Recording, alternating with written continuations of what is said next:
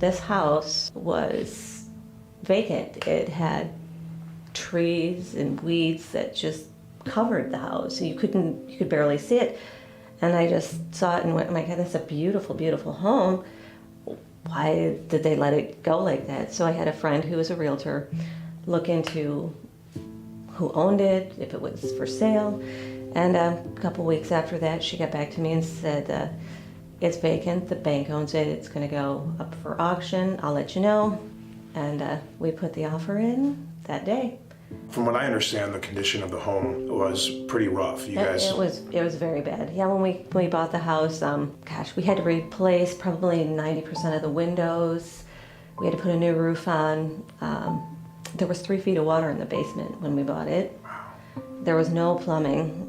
There were no light fixtures. A couple bathtubs missing. They were the cast iron clawfoot tubs. They were missing. It was just discarded. It was kind of sad. It was my wife's idea, Stephanie, to acquire the house. I was more inclined at the time with where the economy was and opportunities in the township to acquire beautiful homes for basically half price because of what was happening in the real estate market. But I was overruled because she had this ambition of taking on a project of this type and spearheading a renovation, and with the help of some family members and such, turning it into a home that she thought we'd enjoy. So we decided to buy the property, and the rest is history. So you guys get into the house and you start to rehab and start to gut it and all that stuff. When did you realize for the first time that something wasn't quite right? We heard somebody walking around upstairs and walking down the stairs, and it wasn't just me. I was about 13 or 14 when we finally moved in because it took a long time to redo this house. And I did hear a lot of things, I saw things in the corner of my eye, and I would see shadows. They were always by the windows and stuff, and that happened a lot. You always felt like there's something or someone with you. I can feel people watching me sometimes, just randomly when I'm doing something, anything. Sometimes I hear keys playing on the piano, in the higher section, and when I'm just in my room doing something. And I can sometimes hear footsteps around the house. I've experienced that myself, where I'd be sitting in the family room, which is the room below my office here, and the dog, Hector, would start barking at a wall. There have been instances where the cats would park themselves in front of the stairwell leading up to my office and just stare up the stairwell and maybe start to hiss a little bit. So those are the types of things I've experienced. It was weird from the start, I always just felt weird in here. Even though my brother and I had different rooms, we'd end up sharing a bed every night because we'd get freaked out. I did get banging on this door all the time, this door over here. Around 75% of the time, every night, most of the nights I'd hear just going like this. And I kind of got used to it because nothing really bad was happening. But it still freaked me out every night, and I'd wake up to it and it'd freak me out. Now, when you say 75% of the time, you're saying almost every night that you slept in here, something would rattle that door? Yeah, all the time. I moved out to my own house when I was 17 because I didn't like living here. So that literally drove you out of the house? Yeah. 2 a.m., I'd be the only person up, coming downstairs, going to the kitchen to make some food, and I'd start hearing the piano start to play. And it wasn't like they were playing actual songs or anything. It was just note after note, not in any specific order. I don't know how that exactly was happening, but I could clearly see none of the keys were moving. The first thing we really noticed that was significant when we moved in was when my daughter, who was 3-4 at the time, got hysterical because there was some little boy in my room that was looking out the window, and he didn't have any feet, is what she said. Do you recall the first paranormal experience that you had in this house? The first paranormal experience was when my sister was babysitting me, and I was upstairs in my parents' room, and I walked in there and I saw a little boy. He was looking out the window, and then he turned towards me, and then he just disappeared. And he definitely looked at you. He was making it clear that he could see you. Yes. How did you respond to that? I screamed and just started running. I would have too. Why do you think the activity seems to really center around your daughter, that whatever's in this house gravitates to her and I guess children in general? I believe there's a child here. They both have seen a child. I think it's attracted to their children. They're fun and they're innocent and they can see him. That's when we decided we probably wasn't a very good idea, but we actually printed off the Ouija board. It was just on a piece of paper, and I had a ring that I used to wear, and we just put a string on it. And then we asked a couple of questions like, is there anybody there? And can you talk to us? And they said, we got a yes. We got yes after a couple minutes. And then I asked them to spell their name, asked what's your name, and it spelled out V-I-C. My mom looked it up, and she actually found out that a little boy named Victor died in this house at 6 years old. And so then everything started to kind of make sense. So, you know the Charlie thing where like you ask Charlie questions and it'd say yes or no? You know, actually, your brother was telling me about that. I've never heard of that. So tell me what that is. Okay, so you get a piece of paper and then you draw like, basically like an X on it. And on the X you write 2 no's and you write 2 yeses. Then you stack 2 pencils on top of each other, like laying down, so it makes an X. And then you would ask yes or no questions to Charlie, and it either respond with yes or no by moving the pencils back and forth. And this actually worked? Well, we said, Victor, Victor, are you here? And then we would ask it a question, and yeah, it actually worked. It was literally moving whenever we asked it a question.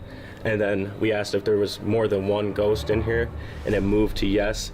And then it said, if my mom asked it, are you here to hurt us? And it kind of like went to no for a second, then boom, and it was on yes. My mom told me to go outside and burn it. There's something here that's not mean-spirited, and I feel like there's something here that is. One night, about almost 2 o'clock in the morning, our alarm system goes off, and my eldest son, has a friend over. We have a refrigerator that has snacks in it in the garage, and I'm assuming that, okay, he's going to the garage to get snacks, and he didn't think to turn the alarm off before he went out there. I go out here to see what's going on. I grab a crutch. Me and my friend Ricky each grab a crutch because we don't know what's going on. The alarm system's going off. My mom meets me right here at the door. She's like, what are you guys doing? Why do you guys have crutches in your hand? And we're like, well, we heard crying a little bit ago, and now there's big bang, the alarm system's going off. So you guys grabbed the crutches as like weapons? Yes, because we didn't know if somebody had broken into the house or anything, so we come out here and I'm like, where's Sabina at? He's confused, and his friend comes out behind him.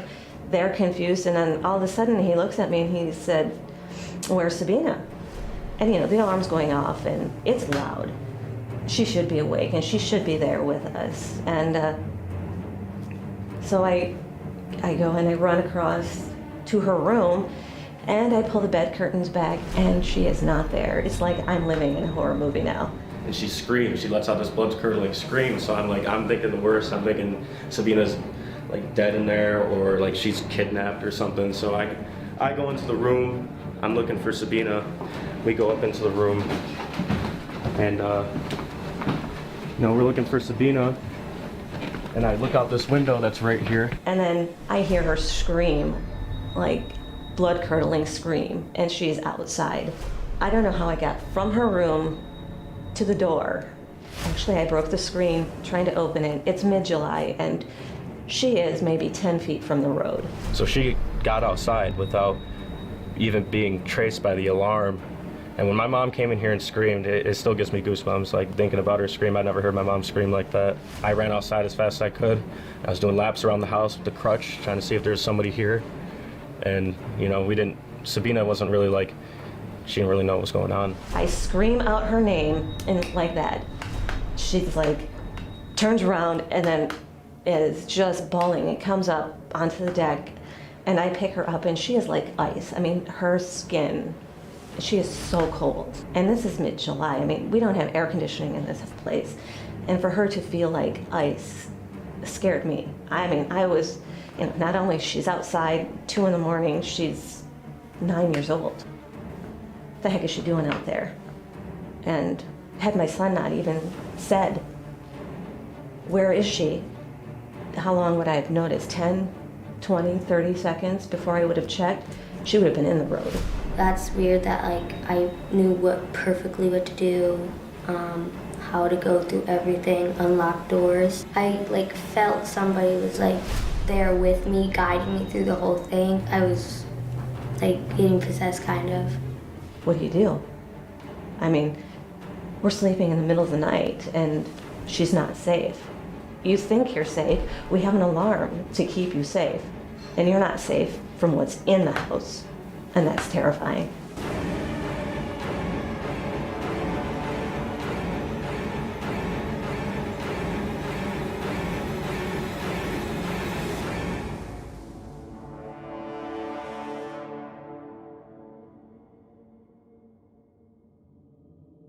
I've only caught video of anything in this house just the once. I was upstairs making the bed, doing the normal routines that I always do, and I heard some really strange noises. I couldn't figure out what the heck it was, and so I decided to just start recording what I was hearing and what I was picking up.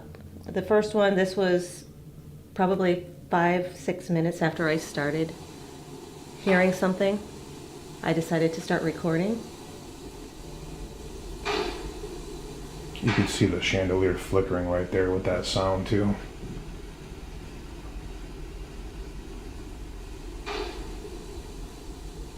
And you can hear there's some really loud banging sound. Like a door's opening.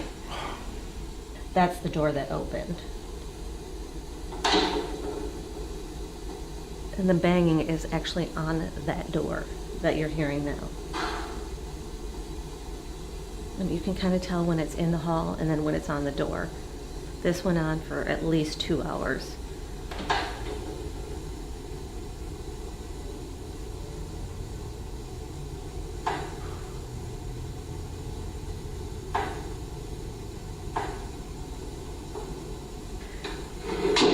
And then the door finally closes. Wow, that just completely shuts on its own. Yeah, and then the light goes on in this room, and it kind of looks like someone's walking in front of the door. So that was, at some point, I'm going, is there actually somebody in my house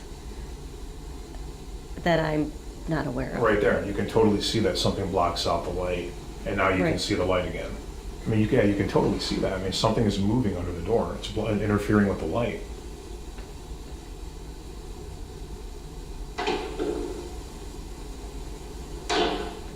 And then it started banging on that door. So it went from the door that opened and closed to the bathroom. That's incredible.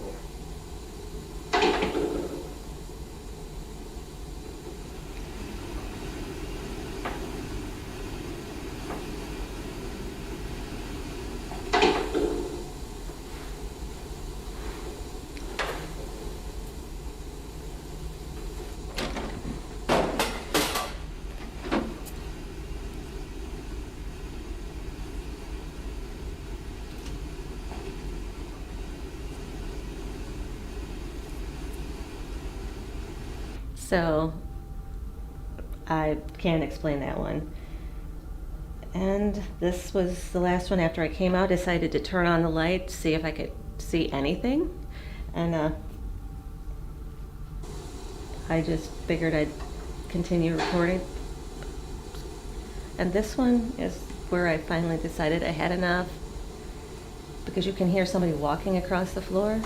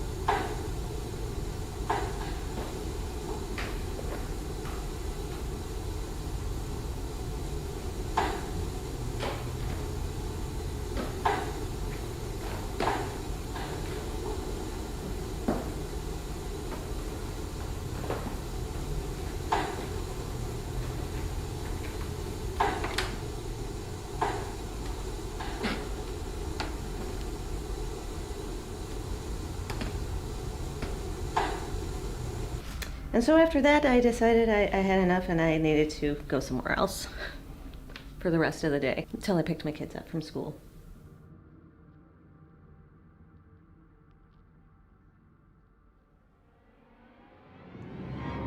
Man, that was an incredible amount of information. I feel so bad for that little girl, Sabina, for the whole family, for that matter. It's amazing that Stephanie actually caught cell phone video evidence to show us. I mean, we all know what a rarity that is, where the homeowner actually captures something on video to show us. And that video was amazing. I mean, you could hear those footsteps going right in front of her down the hallway, approaching Sabina's room, opening the door. I just can't believe Stephanie actually went into the room after it and the bathroom. She's definitely got a lot of guts, you know, being home alone like that and kind of chasing the thing around the house. This case is definitely a lot more imminent than I had originally thought. It's actually Stephanie right now. Hey, Stephanie. Good, good. Everything okay? Yeah. Do you mind if I put this on speaker? We're actually documenting in the car right now, and is it okay if I put you on speakerphone? Okay. Stephanie, you there? Yeah. Okay. Can you hear me? Yeah, I can hear you. Oh, okay, yeah. Yeah, the reason I was calling, because I know that when we were talking earlier, there was something I was kind of hesitant to talk about. I'm not sure how relevant it would be, but I guess, I was thinking about it and saying it's probably something that you might need to know. So if you had a minute yet, I'd like to just tell you about another, I guess, issue we had when we were renovating the outside of the house. When we were trying to level our land here just a little bit, because there were a lot of holes and low spots and we were getting a lot of water, so we had brought someone in with a bobcat, and we were taking the high spots and pushing them into the low spots. And when we were doing that, we uncovered a large stone slab that was buried under the ground. Okay. And we didn't think much of it, and we broke the stone slab up and moved it. And underneath that, we found a few bones that seemed to be of the human nature, and a partial insole of a shoe, and a couple things that just didn't seem like they were animal bones. If you know what I mean? Yeah, I definitely. What did you guys do with the remains, with the bones? At the time, we just kind of went, you know what, this looks like it maybe should be a spot we just don't touch. We put it back in the ground and buried everything back up. The biggest bone that we found that was more of an indicator of human, we found like a femur bone. And, animals are shaped, I know, differently because they walk on all fours. This was clearly not an animal bone. And you said there was a large cement slab that... It was not cement, it was stone. Stone, okay. Yeah, so definitely, again, another indicator of how old that grave would be. It makes you wonder if it was an old family cemetery on the property, or... Yeah, I know, given the age of the house, we thought about... At the time, did they just bury Grandma and Grandpa in the backyard? Kind of makes you wonder if that, did you notice any change in activity after you guys found those bones? I can't say that we did or didn't, because when we found that, we weren't quite living in the house yet. Okay. We were still renovating it. It was before we moved in. All right, so it may or may not have contributed to that. Wow. Right. But yeah, I don't know how significant that really is, but I just thought you probably should know. Did you guys call the authorities when you located the bones? Did not, because we just said, okay, we found them, we'll bury them, we'll just pretend like it didn't happen. Wow. That really makes me wonder if that could be the contribution of this other thing that's in your house, obviously besides the child spirit Victor. Right. It could be. I'm just not sure. But yeah, it's definitely something after thinking about it, I thought you should probably know. Okay, definitely. We'll have to, we'll factor that into the research, and we'll get over there as soon as we possibly can. All right. Okay. All right. Well, thanks for letting me know. And again, if you can think of anything else at all or any more details about the bones in the yard, feel free to call me or text me, okay? All right, absolutely. Okay. Have a good night. All right, you too. Bye-bye. Bye. Wow. I mean, literally, we're right in the middle of talking about how chaotic and crazy this case is, and then she calls and says that. I mean, to me, there's no question that finding those bones, a body in the yard, and for all we know, there could be multiple bodies. Maybe that's an old cemetery. Who knows? Tomorrow's going to be the first day. Bring in TD McRoy, start to get that footage for the Iroquois technology, and let's just jump right into this investigation.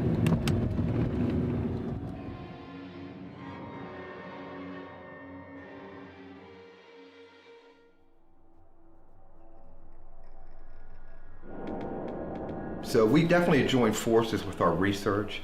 Us CPI as doing a scientific side with the Iroquois technology and the dynamic filtration, and Honda Saginaw doing the research side, and we're bringing this information together. This is our first step tonight of moving to that next level.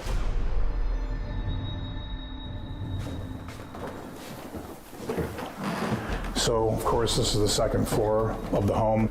This is Sabina's room, which is the youngest daughter, and what is in this house seems to be very centered around her. Well, just at a glance, I clearly haven't been in there, but a young teenage girl's room is very cluttered often. These entities seem to love clutter. It gives them a place to hide, you know what I mean? Because they're all about camouflage. I mean, they're the masters of it. We have things in nature that are able to camouflage themselves. Clearly, animals do it all the time. Right. But in this next dimension, let's just call it, people are able to camouflage. Have you ever been with a paranormal investigation team to actually acquire specific footage for Iroquois technology? I mean, we did that with Finn Road, but remotely. You told us what you wanted, we filmed it, we sent it to you. This time you're here, actually physically here. Right. We could use that to our advantage. Adam's gonna be the one to film this. Is there any specific way that you want to film this to get the most result you possibly can? Because we're really, really desperate to find out what's in this house and what's affecting this family, especially this little girl. Well, to answer your first part of your question, have we ever been out to an investigation? The answer is no. I'm not really comfortable with being in here. I was scared that I would actually see something, and honestly, I don't want to see anything. No, I can sense you're very nervous. Oh, I'm completely nervous. Do you have any specific instruction with how you want him to film, and then we're just going to go ahead and do a walkthrough? Yeah, I mean, if you can just kind of follow me, and and I can kind of tell you how it would work. Okay. Basically, we always start on the right side of a room when you come in. So, and even though you're heading to the right side of the room, you want to work your way around, but you always want to have the camera pointed to the center of the room. So you come in and you pan around, and once you start coming to the center of the room, right, you pan back to the center, and then you will walk your way around. And always pause when you get to an area that is blocked off, like a corner. There's some place that has 3 sides to it. You always want to pan that area, hit that, and then continue on. 1, 2, 3 sides, pause, hit that, and continue on over. You do the same thing here. You always count 1, 2, 3, pause, pan. So you continue around the room. And when you get back towards the doorway, you want to work your way back towards the center again. And then when you come out, back your way out of that room. Because what happens is, when we come up the steps, they all want to see what's going on. And what's interesting is, they look with a different set of eyes than we do. They no longer have a visual cortex that's in the back of our heads. With this vision, they don't have to use their eyes to look around corners. They do it because it's human nature to do that. And this is from all your years of experience, you've seen this, you know how it is they try to avoid detection. Yeah, this room, I'm almost positive that we'll get something out of this room, just because, once again, you see, not a messy room, it just has a lot of clutter. There's so many places to hide, too. Absolutely, and listen, and we're not gonna run them out of here. Right. So they'll just hide, and camouflage. Let me go this way. So, when I came up here to look around earlier, I didn't want to look at much because I'm not a ghost hunter. You know, I'm a researcher, and as a researcher, I like my job. I like that task. As a kid, I mean, Scooby-Doo scared me. So you can imagine to come to a real ghost house. So a hallway like this is good to catch them in, because why? It's long and it's a good place for them to travel between. For some reason they like hallways, and sometimes a hallway will be just that, a place to get away. So, but thank you. Oh, for sure, for sure. We'll get that footage to you right away. And yep, let me know how it happens.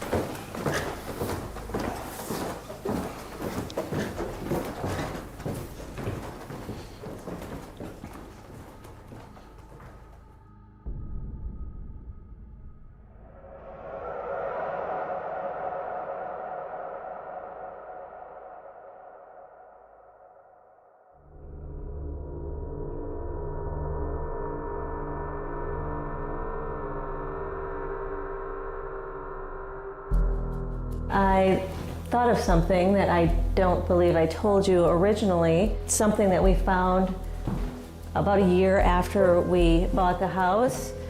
We were going to be putting some new GFIs in our bathroom, and when trying to locate the power source, we weren't able to originally find it. Looking in the basement, there was no way to access under the bathroom. So we found this closet. There was some linoleum on the floor here, and we pulled it up and we found this access right here. And when we pulled it up, we found just this big hole. We think it maybe was used as a cistern for the original house. My two sons, when they were probably 8 or 9, they climbed down in here and came across a men's shoe. We thought that was odd, it shouldn't be down there. And a couple minutes later, they pull up a woman's shoe, and that was when we decided, you know what, maybe you should just get out of there and stop digging. We don't want you to be finding anything else that may be down there. And this can't be accessed through the basement or any other part of the house? Nope.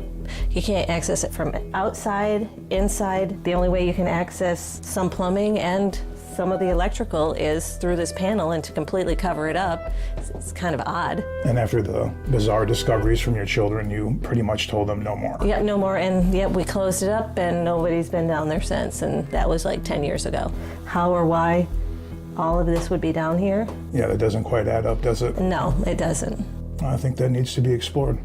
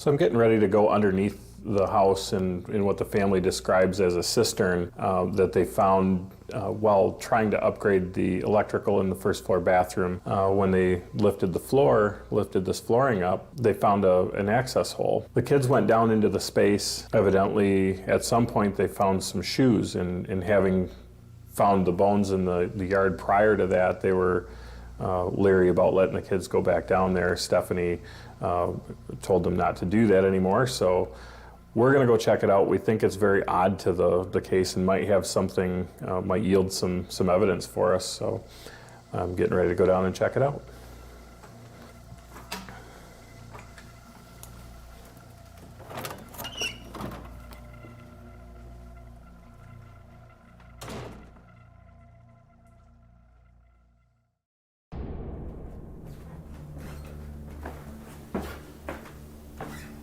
See?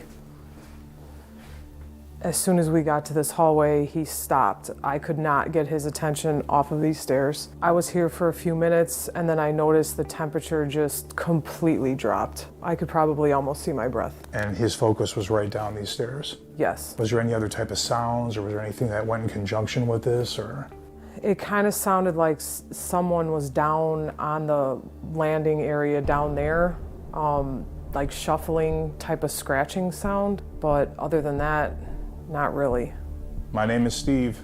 This is my friend Jamie. We have a special guest here tonight, Archer. Were you gonna come up and maybe pay him a visit? Maybe pet the dog? Is that what you were trying to do? It's okay. Can you come up the stairs here and communicate with us?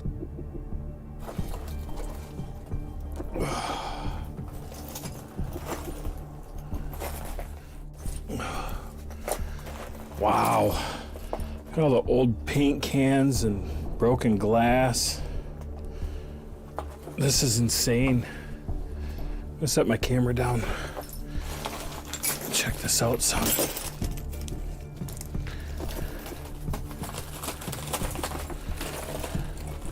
Some old paper, let's check that out.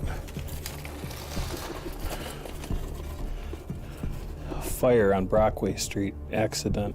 No date on it. This here. Carbon tetrachloride. Poison, danger. We are friends of the family that currently own the house, Tom and Stephanie Braley. We're going to be spending a lot of hours here, many, many days. So if you're curious about who we are or what we're doing, you could simply communicate with us. Try to contact us. Can you tell me your name, please? We introduced ourselves. Who are we trying to contact? Who are we speaking with? Look at this. Pruning shears. These are newer. Stephanie said it'd been over 10 years since somebody's been down here. Bizarre. Just a lot of old broken glass. This is crazy.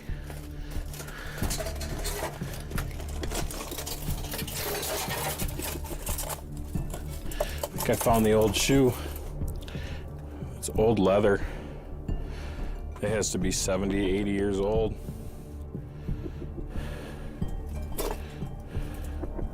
Oh, look at that. Scratches all over the wall. You know, it's not very nice to rattle this door and do this kind of thing because the people that are in there are trying to sleep and it scares them. Are you trying to cause turmoil? These scratches all run up and down. They're all vertical. I wonder if these pruning shears.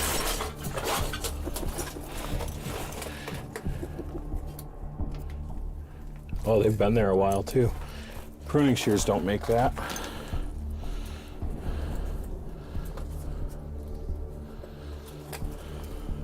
They're about 2.5 feet off the floor, 2 feet. They're not consistent with an animal though. They're not. There's no pattern to it, you know. There's no 3 or 4. There's no paw or claw that's making that. I wonder if it's glass. Oh.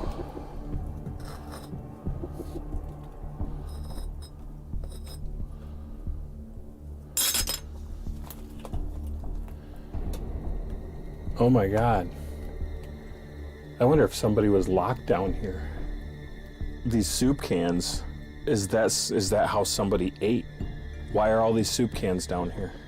I wonder if this is why this was sealed up. If the previous owners here had sealed this up because they found it, because maybe they were experiencing some of the same things in this house, and if they thought this was a source of some of it, if they sealed it up, it'd go away, right? Who are you? You need to identify yourself right now. What do you want with this family? With this house? Are you Victor? Are you the little boy that Sabina's seen?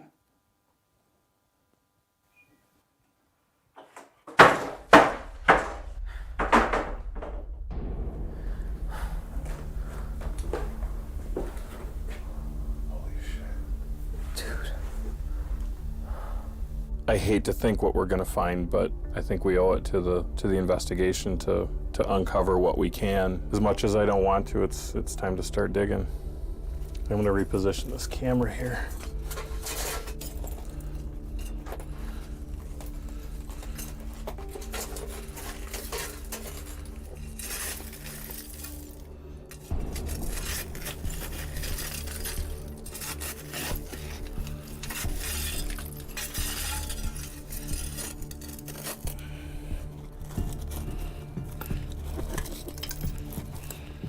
What is that?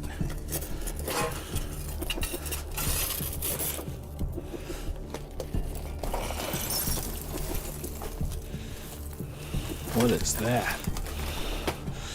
What do you suppose this is? You know, I was pretty apprehensive about bringing Archer here tonight, but I've lived in haunted places before, and unfortunately for him, seeing spirits is nothing new. I figured I would just start by walking around the house and seeing if he hit on any specific areas. He went crazy when we got to the servant stairs in the back of the house. As soon as we got back there, he would not take his eyes off the bottom of those stairs and the landing around it. Animals in general have a sixth sense when it comes to these types of things, and even if you and I can't see it, they can. And it's there, and it's real. And now that we're out of the area, Archer is definitely relieved, to say the least. I'm finding a lot of the same thing in this spot here. It's all this slag and stuff. I think we found what we're gonna find there. I think what we need to do is take what we found up and show Steve, see where we go from here.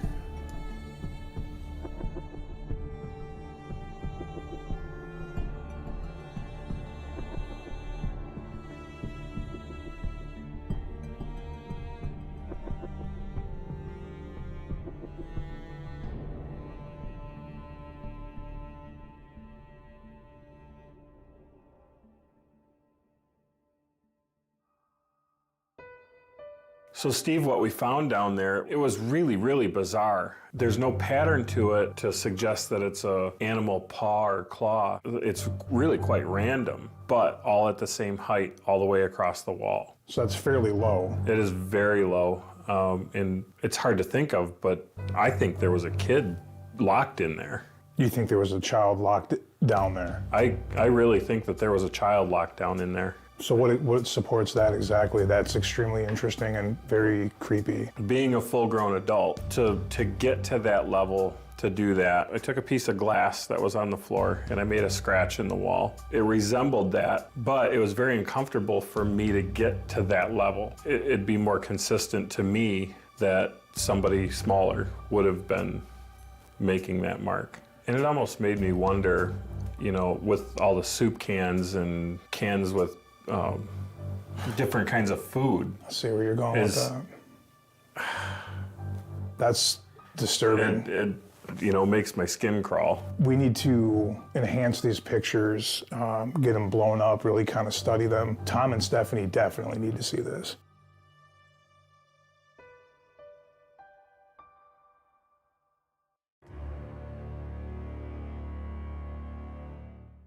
So after you had showed us the hole located in the closet, we decided to send Adam down there. There was a lot of very interesting things. I want you to take a look at these photographs of the walls of the hole down there and tell me what you see. Oh my God. There are scratches everywhere, like gashes. And are they both the same? Yes. Yeah, there's scratches all over the place. So, you know, the first thought I guess one would have is, could it have been a rodent, a raccoon, possum, whatever, some type of animal that could somehow get in Well, there? yeah, when you look at some of these, it looks like that could have been. But when you see these ones, I mean, these are clearly not a rodent because some are sideways, some are up and down. And there's no consistency. There's zero of consistency. paw Like or this, claw. it just looks like somebody just. Right, especially this area here. I Yeah, mean, this one looks like what you'd see a little kid drawing with crayons. It's funny you would say that.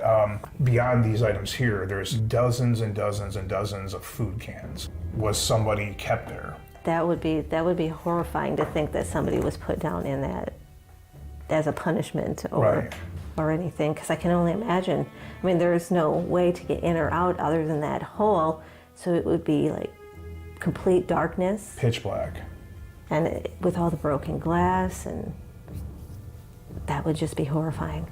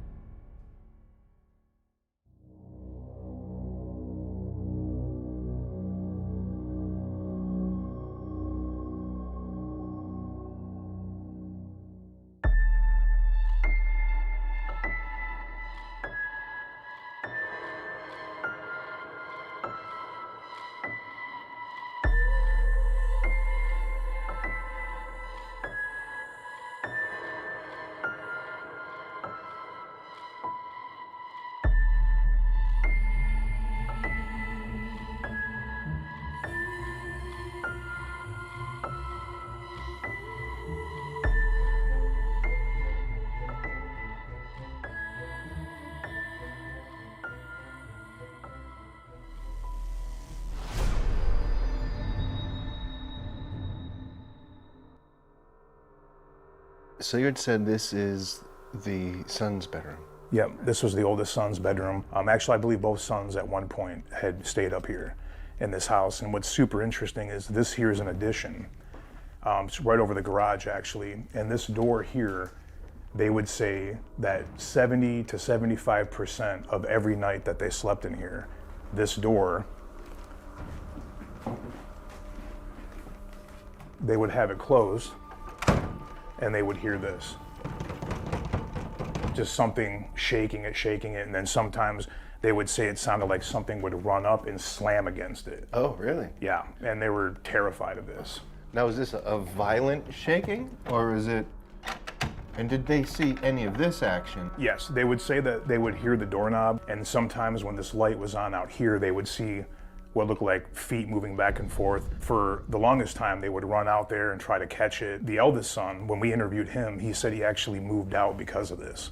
And over here, him and his younger brother were playing video games here one night, TV right here, and they kept hearing crying outside. So they would pause the game, kind of listen for a minute, wouldn't hear it, go back to playing, they heard it again. Well, about 5 minutes later, there's this huge bang that kind of shakes the house, and then the alarm system goes off. So they grab what they could find as makeshift weapons, they come back here, open up the door, and as they're getting ready to go out here, the mom comes running in and she thinks they set off the alarm. And after a few minutes, they realize that the youngest daughter, Sabina, hadn't come out. They want to go check on her, and they run into the bedroom, open the curtains to her bed, and she's gone. They get outside and she's walking right out into the street. So the mom screams her name and she kind of freezes up. They get out to the road and they stop her, and even though it's mid-July, weather's super hot, that's why the windows were open, that they could hear the scream, they grab onto her and she's ice cold. They believe that in this house there are two specific entities. One of them is the child spirit of a little boy named Victor. After they tried to use spirit boards and things of that nature to try and contact Victor, something else changed in the house. All of a sudden, you know, the doors are slamming, more aggression, completely different vibe, but at the same time, Victor remains. So they believe possibly they opened up something by trying to communicate. You know, maybe something that wasn't good or malicious was taking her out. and perhaps something else in the house was trying to alert the family.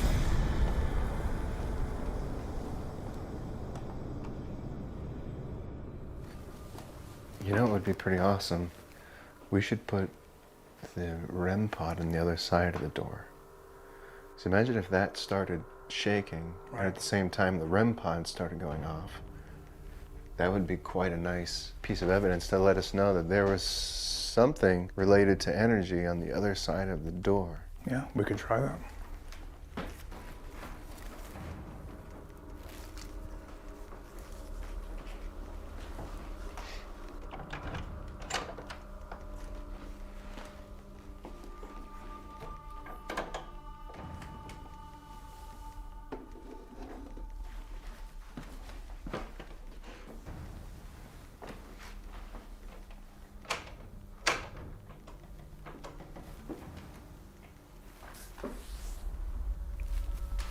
Did you feel something? I did, yeah.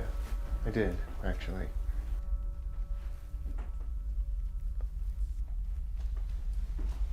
It was kind of bizarre, actually.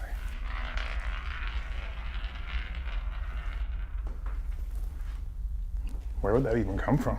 I don't know what that was or where that came from.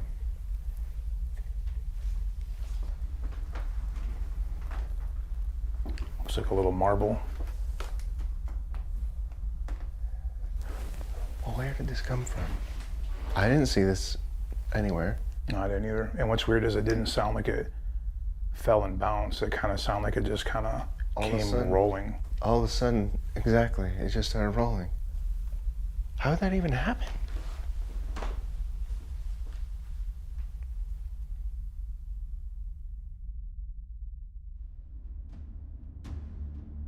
I was investigating the son's room with Mr. Shippey, and we decided to try to see what could possibly explain the fact that the door is shaking and slamming and whatnot. And not much can really explain that because of the amount of force they're claiming to see. So as we're messing with that door and trying to figure it out, I felt, to me, what felt like some string behind my neck and maybe hitting it, or a piece of cotton or something. I don't really know how to explain it. So I just started to lean back to see if I could feel the sensation that I was feeling. And just then, a small marble started rolling straight forward, which was strange because if it had fallen to the floor, I most certainly would have heard that, and we all would have heard that distinct sound of it hitting the floor and maybe even bouncing a little bit. But it was literally just the roll.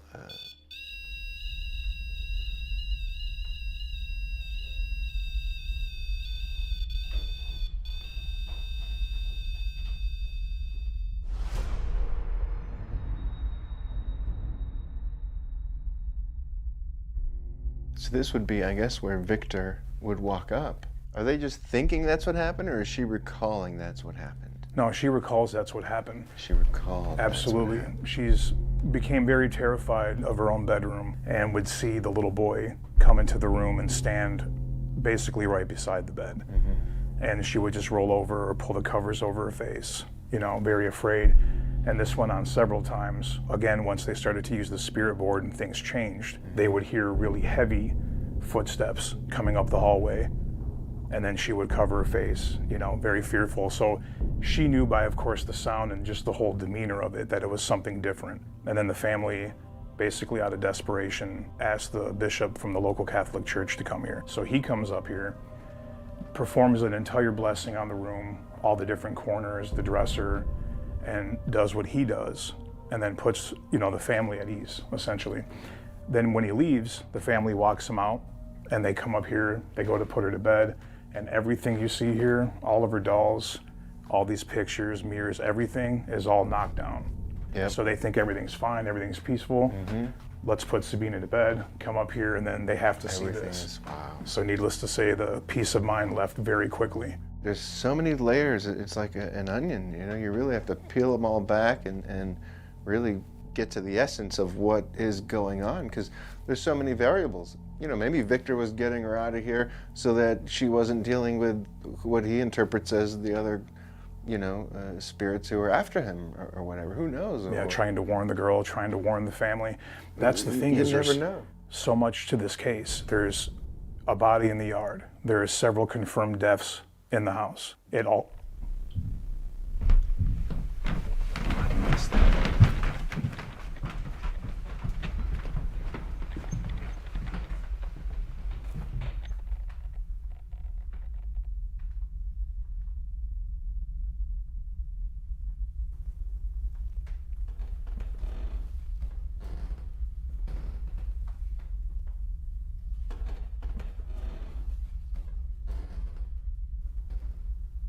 Hello?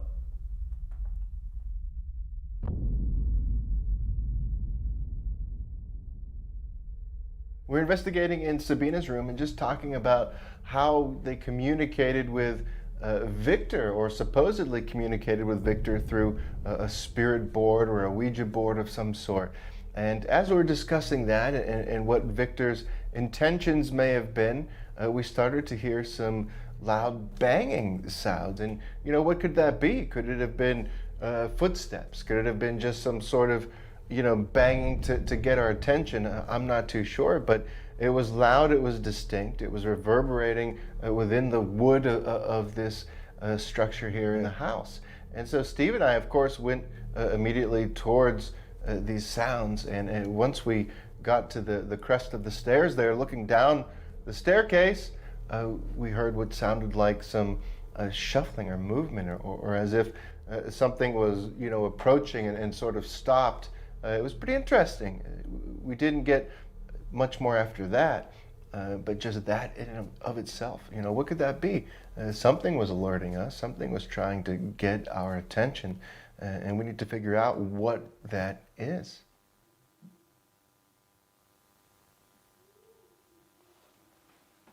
What is it?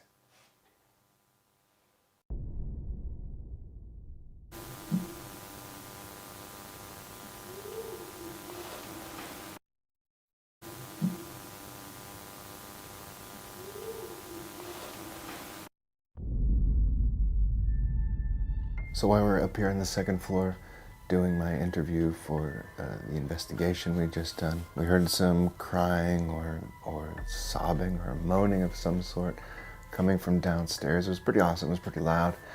And so we decided to split up. Have one investigator go downstairs, that's Steve Shippey. That puts somebody closer to the source, but also keeps somebody up here where we were, just in case that's what triggered the sound. But then having somebody down there that can be closer to it and hear it and analyze it will be valuable as well. Why does it seem that every time we are in Sabina's room, something seems to happen? Why do we hear footsteps? We've heard voices, we've heard crying. Is going into her room, does it bother you? Does it bother you that Steve is in there right now? Is there something about Sabina that draws you to her? Or is it this room? Do you not like people in this room? Or do you not like people around Sabina?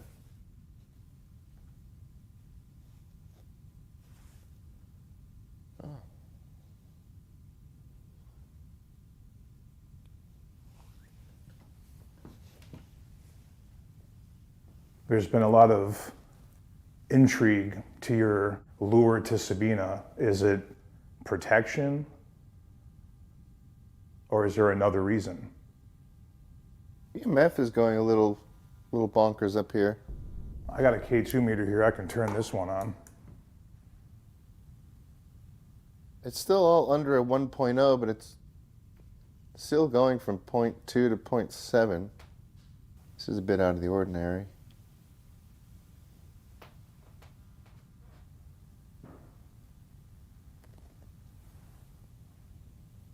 Are you here with us tonight? Are you watching what we're doing? Wondering where Sabina went? Do you like it better when Sabina's here? maybe you're not even worried about Sabina. Is it Victor that you're more concerned with? We'd like to know why you're crying. I feel like you were definitely trying to get our attention with that.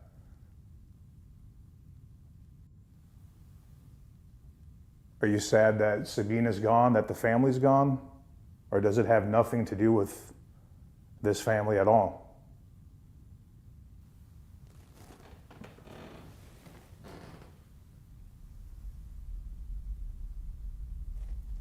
Are you coming up to see me?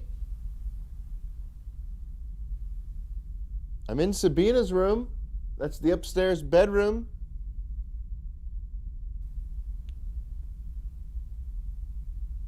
EMF just started fluctuating 0.2 to 1.1.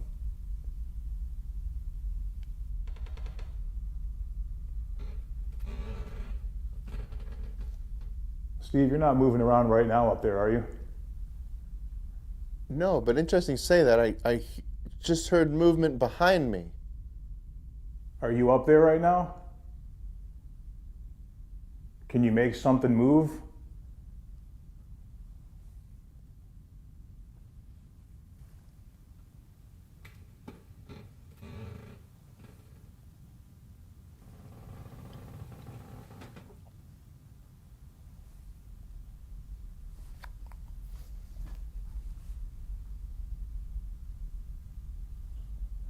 Literally, I started hearing shuffling or some sort of movement behind me, and I turned my head to look in that direction, and then you literally ask at that second, am I moving around up here? Yeah, down here it sounded like somebody was kind of quietly walking, and I didn't know if you'd gotten up to maybe see something, so I waited just a moment, but it didn't sound like you. I didn't hear your chair creak or anything else.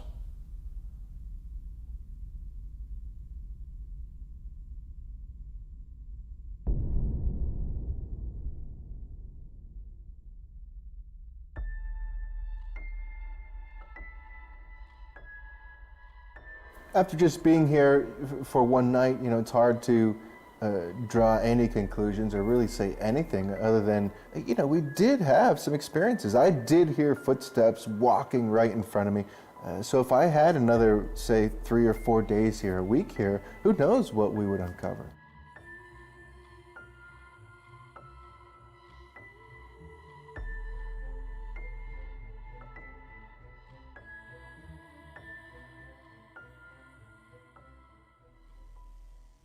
Jamie, are you ready? Yeah. Josh? Yes. Let's go. Victor, we have 2 very, very important messages to deliver to you tonight. Please come toward the sound of my voice and join us here in this room.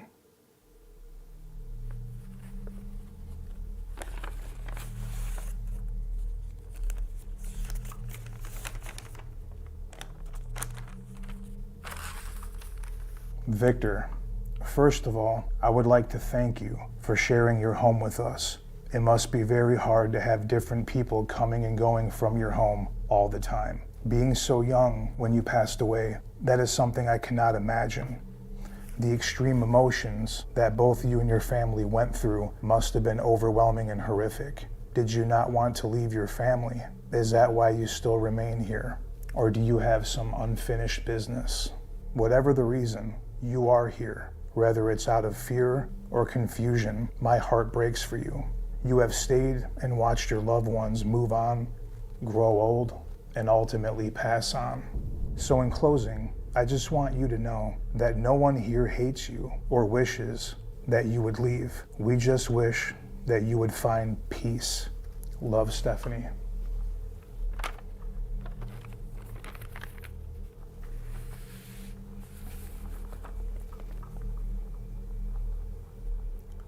This letter, Victor, is from Sabina.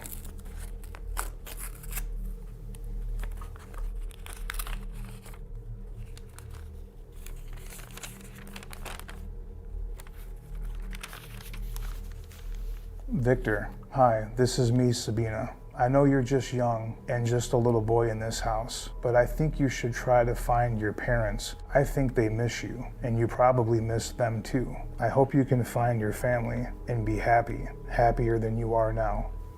Good luck. Sabina.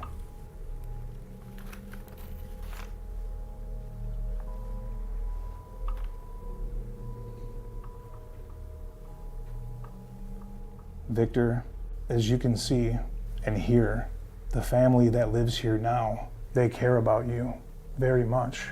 They don't know why you still remain, but the fact is you do.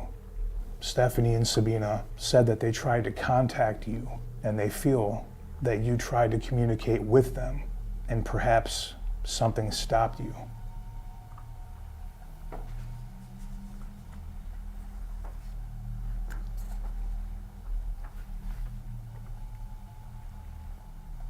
Charlie? No. Victor, are you here with us tonight? Is somebody else, someone like you in this house? Come on, Victor, you can communicate with us. All you have to do is move these pencils. Move the pencil to yes or no. We really, really want to help you to get you with your family and the people that love you and the people that you love. When Sabina and her mother were playing this game with you, they had asked the question, are there others here besides you? They said that the pencil started going to yes and then struggled back down and go back and forth. Was somebody trying to stop you from answering?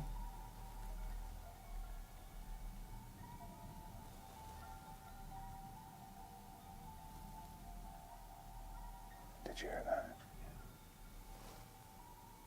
That was like rumbling.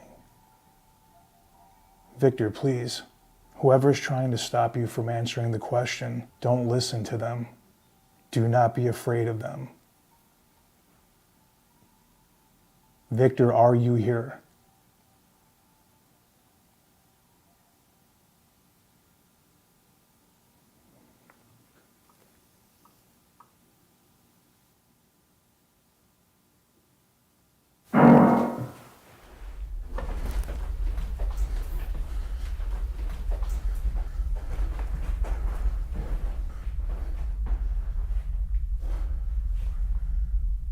Victor? That's it. You can communicate with us just like this. Can you hit it again?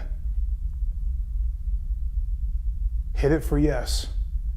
Victor, are you alone, or is there somebody else here with you? Upstairs.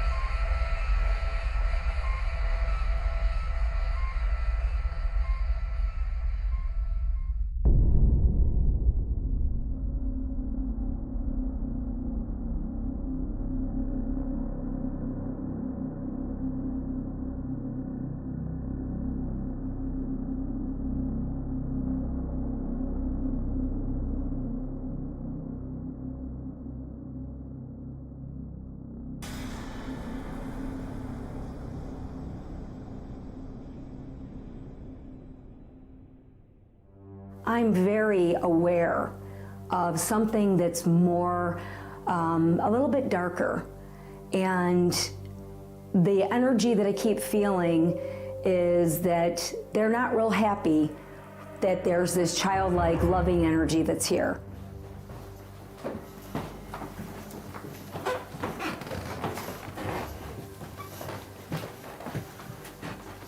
So this is obviously Sabina's room. Tell me what you were feeling. My hair is totally standing on end, like anxiety, and I can't breathe in here. When I walked in here, not only is the anxiety high, but it's almost like it's dead energy, it's dead air. When we were coming up the servant stairs, I noticed you kind of faltered for a minute and didn't say anything. What was going on there? I hit that top step and I was leaning forward.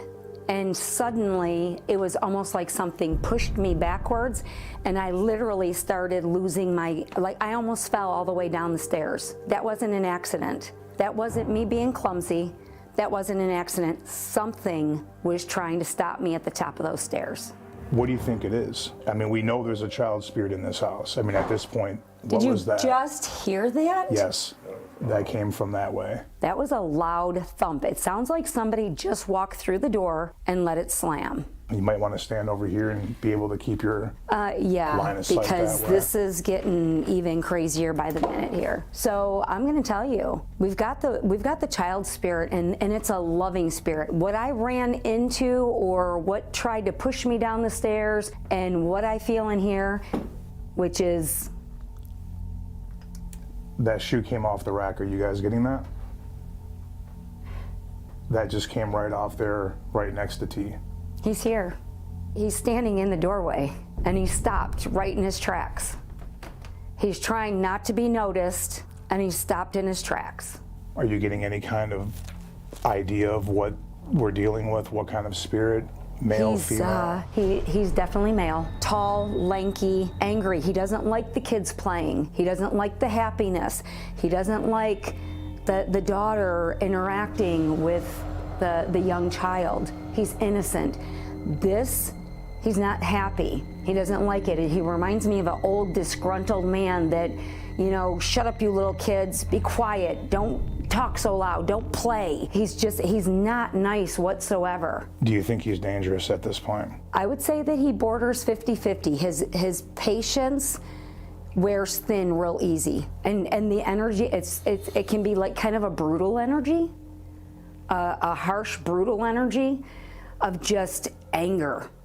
Somebody that is bitter by themselves, doesn't have the light just went. You okay? Are you all right? Adam, I swear you were just now getting ready to pass out. And this light just burnt out at the same time. And it totally just burnt out. Right here. Get this. What did you feel? You need to sit down. Yeah, sit down for a quick second. Here, we got this. Can you hold that for me? Yeah. What happened? I was watching in the screen, and something came through the screen. Something black came right across the front of between me and the screen. We're getting a little too close to the truth.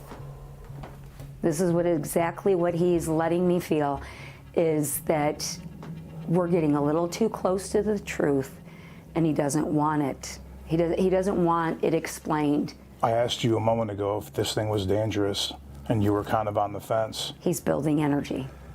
What did you see exactly? It was, excuse me, right between where I'm holding the camera, right between me and the camera. It almost like. What the hell was that? What is that? That was a disembodied voice. That was a groan. You know what? From the closet? It was like a wailing. I'm gonna tell you, it's gaining momentum. I mean, you were almost pushed down the stairs, and then this happens to Adam just moments later. You need to be very cautious, because I really feel like he's going to start hitting on each person individually. Little by little by little, almost like plucking off the prey. You need to really, really be careful with this one.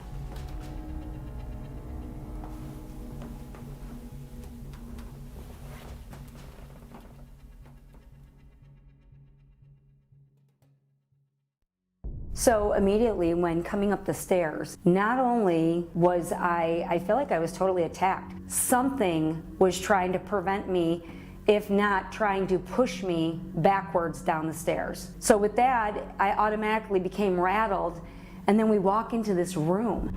This room, the energy is heavy, almost as if you can't breathe, totally overwhelmed, and just a high anxiety. So as we're standing there, next thing you know, the shoe drops out of nowhere. There was no way that that shoe would have just automatically have fallen off the shelf by itself. Why not before? Why not after? No, there was something going on that was trying to get our attention. So we've got several things going on here. The next thing you know, the cameraman, like something almost knocked him down. He gets, completely ghostly white and thinks he's gonna pass out. What the hell was that? We hear this loud bang downstairs. Something is clearly trying to alert us. Not only is it there, but it's gaining momentum. It's pulling on my arm.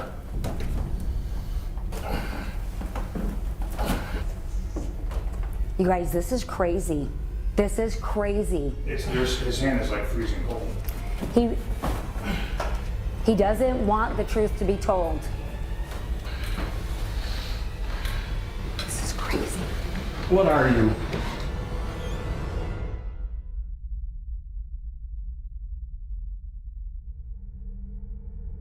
So what happened upstairs in Sabina's room, I've never felt like that before.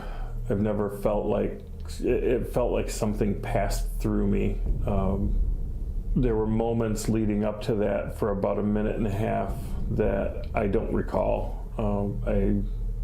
I lost all track of what was going on. So we continued from the bedroom out into the hallway to talk to Kelly some more about what happened in the room.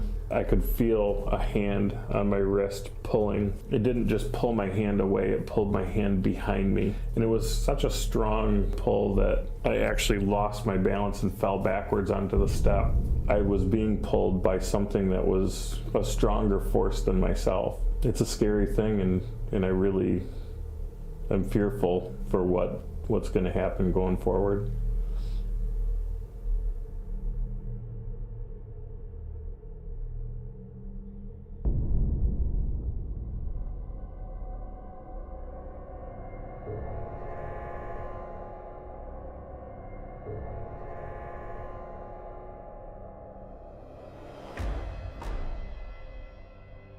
The master bedroom here is extremely important, as this was the specific location where the very first sighting of an apparition, a ghost, was witnessed by a member of the family. Here on the floor in front of us, all these toys that we have brought here are our attempt to try to get Victor to come out here and possibly interact with some of these, as these items go back to a specific time period, which would have been during his life.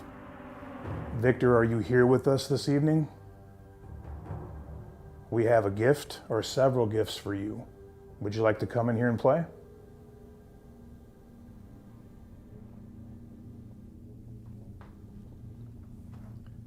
Can you tell me perhaps why you were looking out this window? Was there something out there that maybe caught your attention? Maybe you're just watching the cars go by? Perhaps watching the people on the sidewalk go up and down Brockway? When you turn to look at Sabina, I kind of think that maybe you did that to let her know that indeed you could see her. Maybe you felt a connection because the two of you were closer in age. Maybe you just wanted to get her attention. It's amazing when I think about it though, like for a girl that was 4 or 5 years old to describe something that was translucent and no feet floating, which is classic apparition sightings. It gives me chills, it really does, especially standing right here where he was at. I mean, at the end of the day, for anybody, child, adult, that would be terrifying.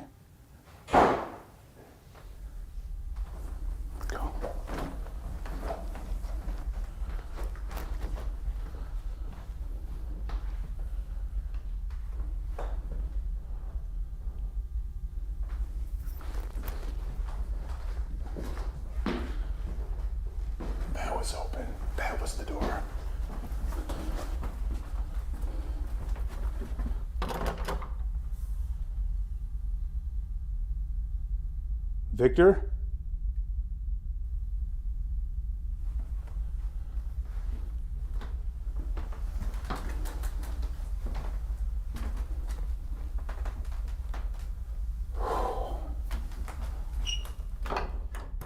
Victor, are you here?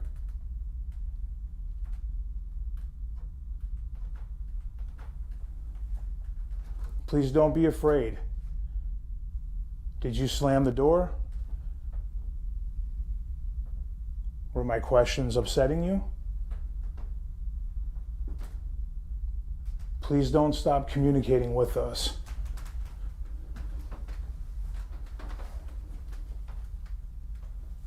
Oh, my heart's going right through my chest. That was a pretty loud slam for being a child spirit.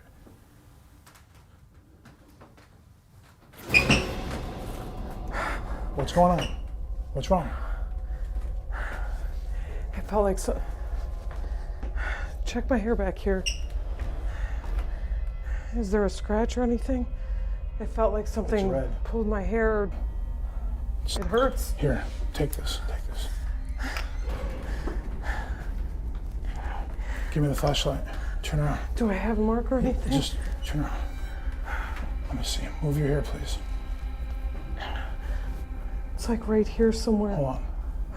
It's not focusing. Yeah, there's something there. What? It's not. It's just here. What is it? Is it bleeding? I don't know that it's bleeding, but there's definitely a spot there. Oh my God. What did you feel? I was just recording you and it felt like something rushed up behind me and then pulled my hair, and next thing I knew, my neck felt like it was on fire. This is not a child spirit. No. Look at the height. I mean, you're almost, 6 feet tall, and it scratched the back of your neck or whatever, or burnt it.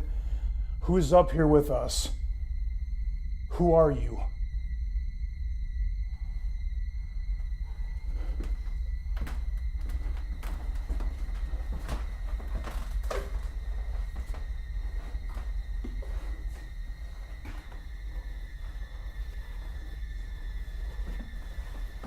Are you all right? I'm just a little freaked out right now. Let me see it under the light.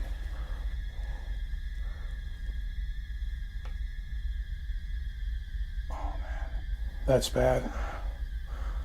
That looks more like a burn than a scratch. Jamie, you don't have to finish this investigation right now if you don't want to. Do you want to go downstairs or do you want to? No. Master bedroom.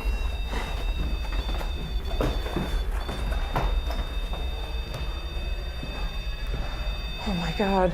Victor?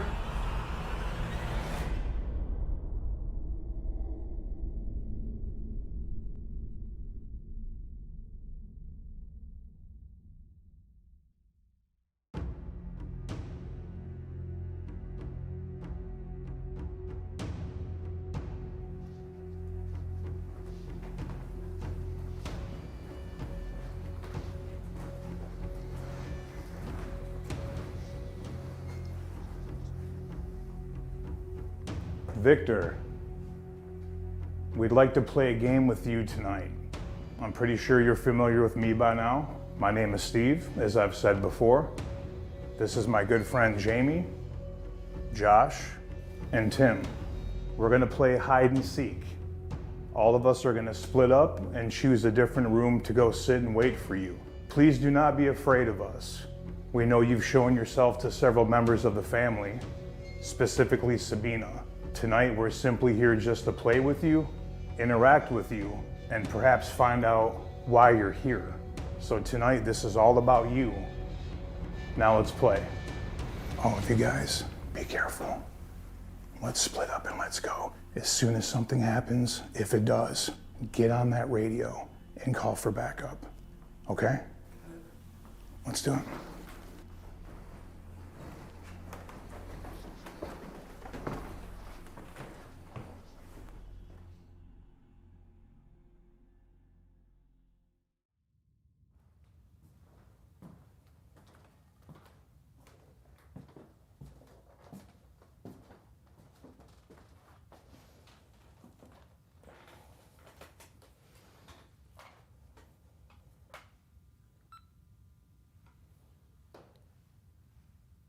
This is Jamie in the back hallway of the Brockway Mansion. Hide and seek investigation.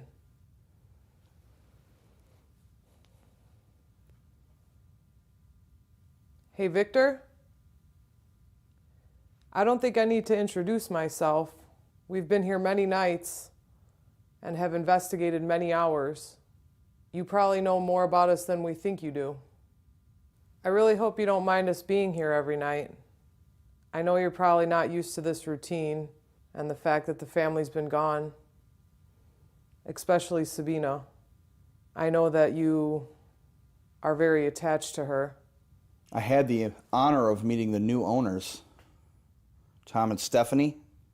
He told me that you have a fondness for their youngest daughter, Sabina. He said that she was the first one to see you. I'd like to see you. They really put a lot of money and care into renovating this place. I hope that pleases you. I hope that doesn't upset you by making it different from what you're used to. Because they genuinely love this place. Victor, if you're out there, come over towards where my light is in the hallway here.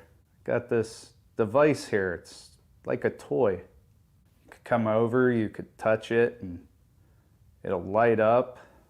Makes all kind of cool noises, and it'll let me know if you're standing out there. Think I hear you creeping around out there. Come in here. Come find me. You do, you win the game of hide and seek. This is Steve, second floor, hide and seek investigation of the Brockway Mansion. Victor, this is a huge, huge house. So many different rooms, corridors, multiple staircases. I thought it would only be fitting that we'd play a game of hide and seek with you. I'm sure you've played hide and seek many times in this huge, beautiful old house. What's your favorite place to hide?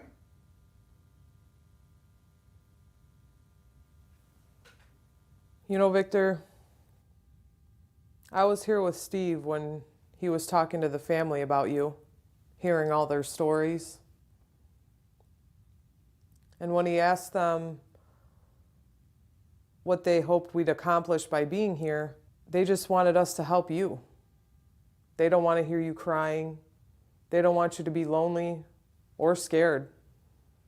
Stephanie told us a story that happened before they even moved in.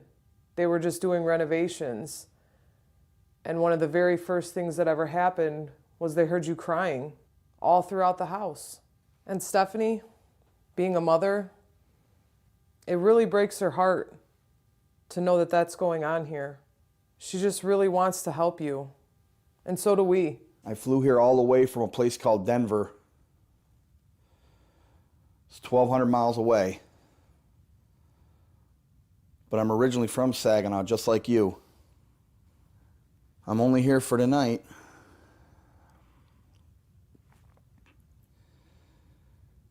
And it would be nice to meet you. I hope it's me that you come visit.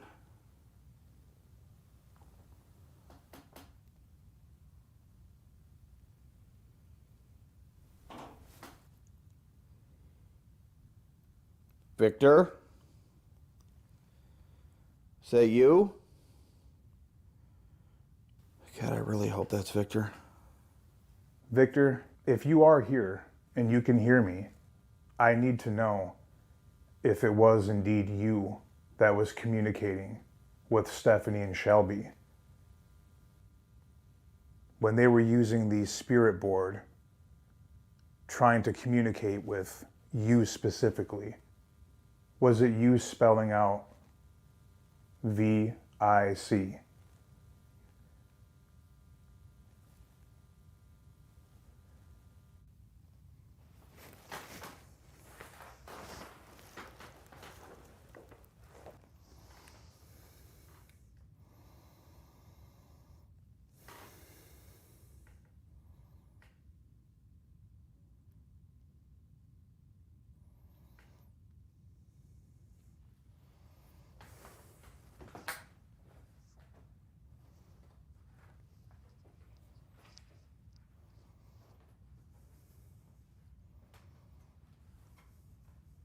You know, Victor, I'm really sorry that I'm sitting here talking about all this sad stuff, because I know we're here tonight to have fun.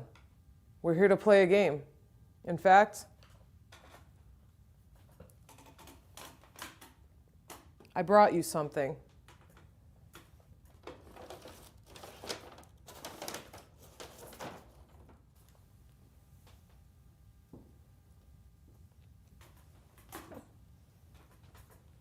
Easter's coming up, so I brought you an Easter basket. I made the Easter basket myself. I tried to pick out things that I thought you might like. There's toys, chocolate, even a stuffed rabbit. I've never made an Easter basket for anyone before. Pretty soon I'll get to make one for my niece Lena. It's her first Easter this year. But this Easter basket, this is the first one I've ever made. Just do me a favor, Victor. Don't tell the other guys I did this, because technically, this is cheating. Victor, I really hope it's me you come to find. I traveled a real long way just to meet you. I sure would love to tell my friends back in Colorado that it was me you came to see. Hey, Tim. What? Got a phone charger? No. You scared the shit out of me. Sorry.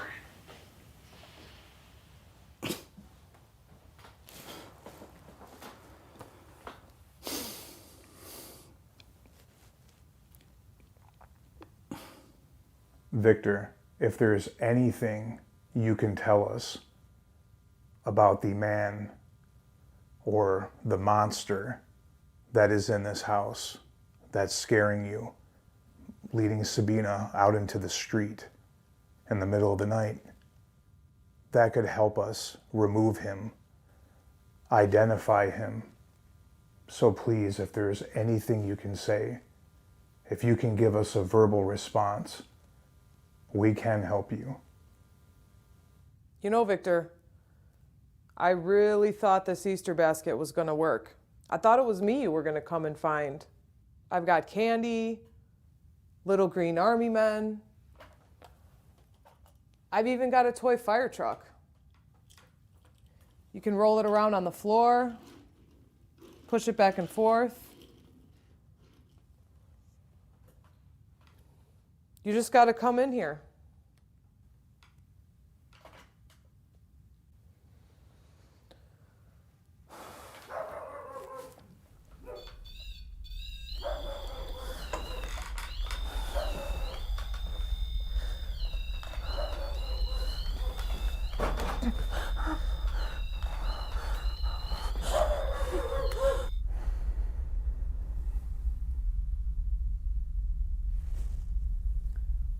Victor, we really, really want to communicate with you. I've got activity down here. He just walked right past me. Through me. Where is it now? He went through the door behind me. He's in the living room. Do you have visual confirmation? The stairs leading up to Tom's office.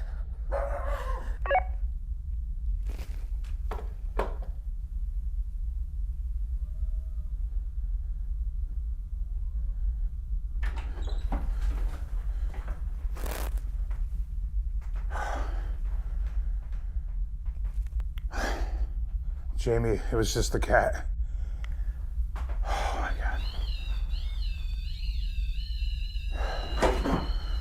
God. Everybody up to the office now. What is your name? Because I know you are not Victor.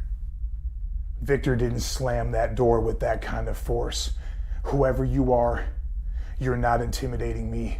Leave this family alone. Josh, listen, when Jamie got on the radio and said that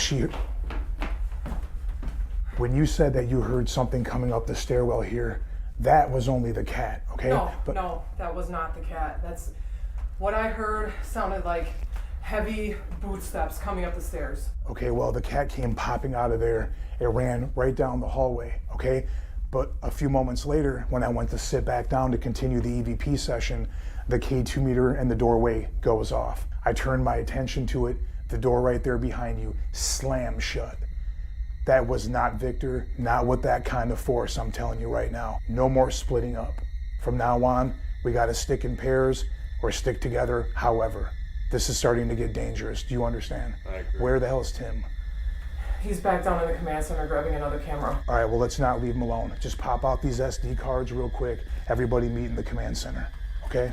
Be careful.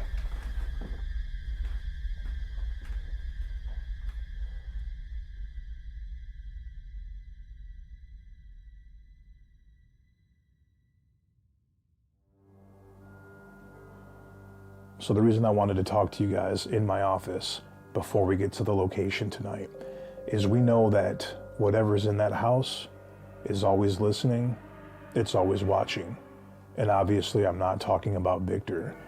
What we encountered last night, what you encountered in that hallway, what came up the stairs, what slammed the door on me was not Victor. Now, Josh, I believe when you were in the room that you were in and you were hearing the little footsteps and you thought you were seeing a little shadow, I think you were about to encounter Victor, or should I say you did encounter Victor. But now what you dealt with in the hallway, do you believe that was Victor?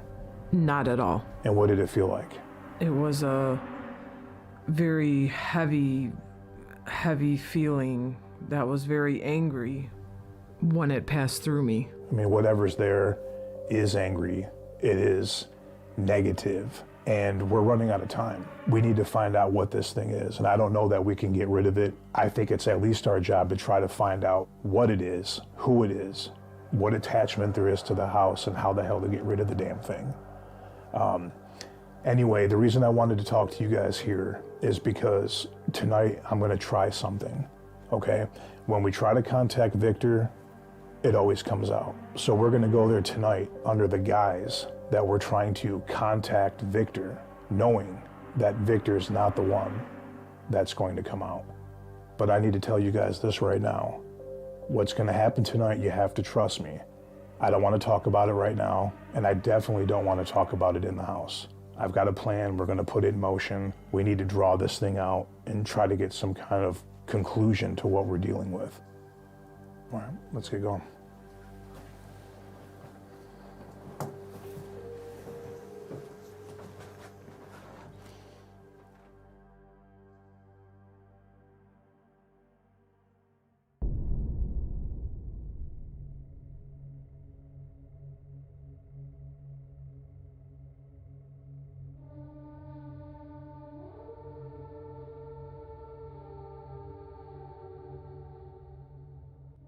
Jamie, are you rolling? Yes.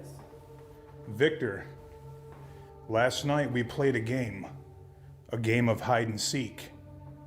But then it dawned on me today when I got up, we never finished. It is your turn to hide, and the three of us will be the seekers. We know that you know this home way better than we could ever imagine. So it's going to be a challenge. So right now, run off to your favorite spot in the house, pick your best hiding place, and perhaps one of us will find you. All right, guys, I want you to head out right here, go search the property, check the outbuildings, see if maybe you can find Victor. I'm gonna take the house. You guys go right out here. Come on. Just go ahead and head out the front door. But I got it. Everything's fine.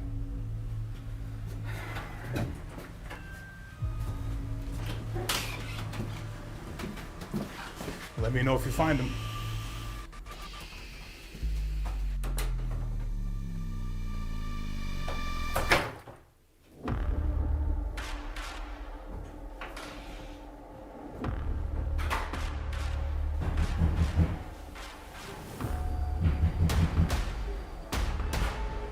All right, Victor. Ready or not? Here I come.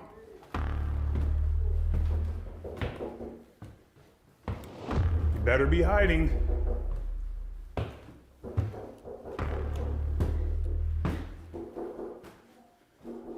And I bet you I know exactly where to start first.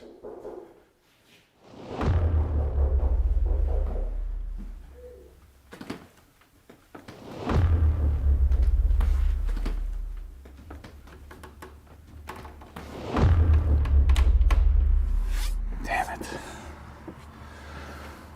I don't get it. Yesterday's telling us everybody needs to stay together, always be partnered up. Nobody's allowed to go off on their own with all the investigating going the way it's been recently. And here he goes all by himself, locks the door. It's just a bad idea. I'm calling him.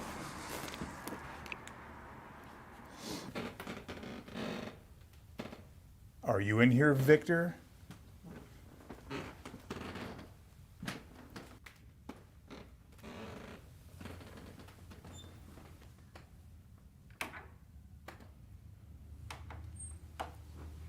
I know this is one of your favorite rooms.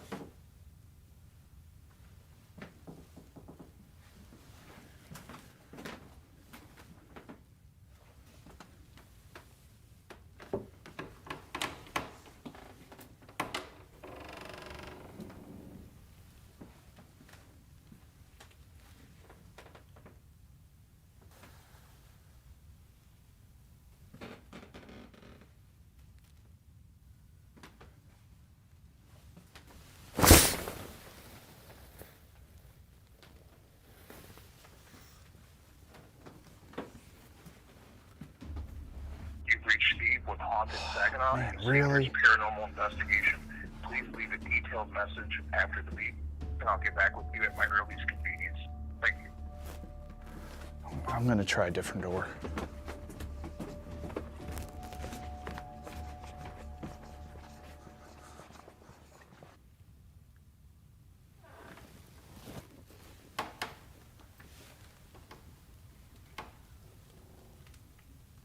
Creepy ass house. I thought for sure you would have been up here.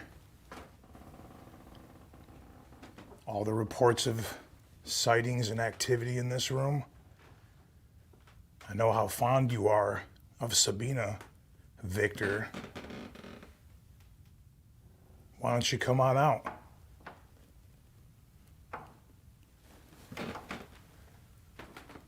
All right. One by one, every room in this house, I'm gonna come and find you.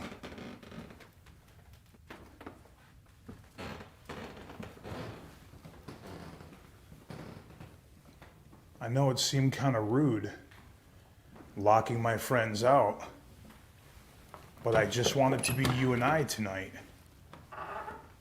It's fun, isn't it?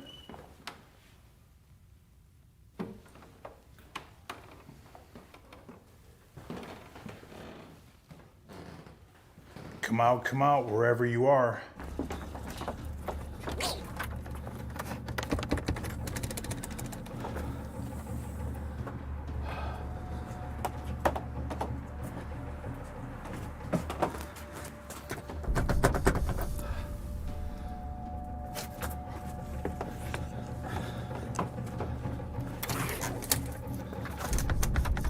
Fuck. There's a door on the other side. Victor, are you in here?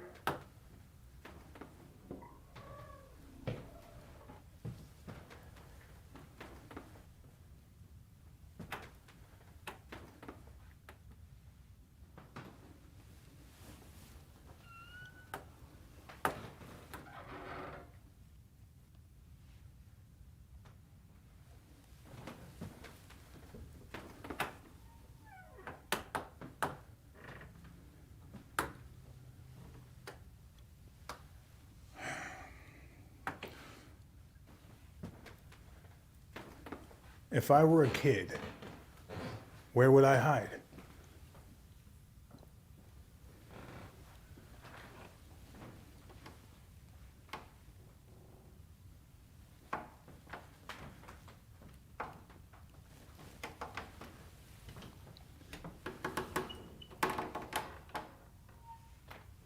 Man, you sure picked a good hiding spot, Victor.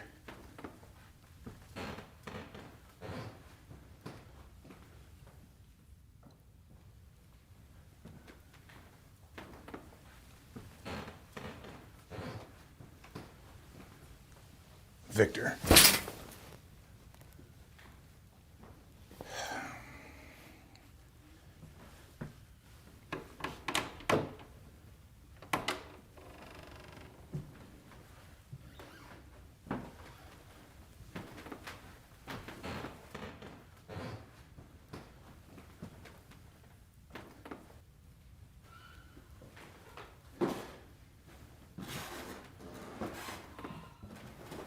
What the hell is that?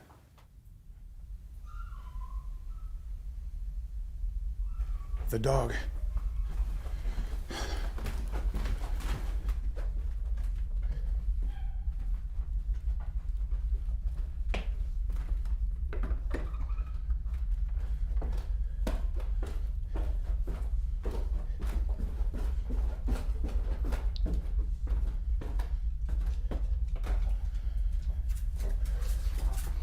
You're shaking.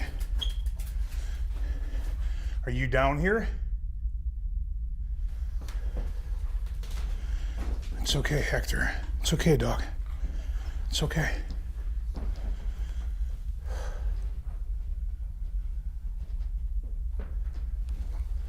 What do you guys see? Come on out, show yourself.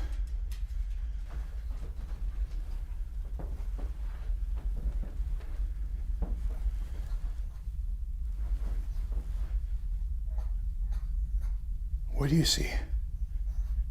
What?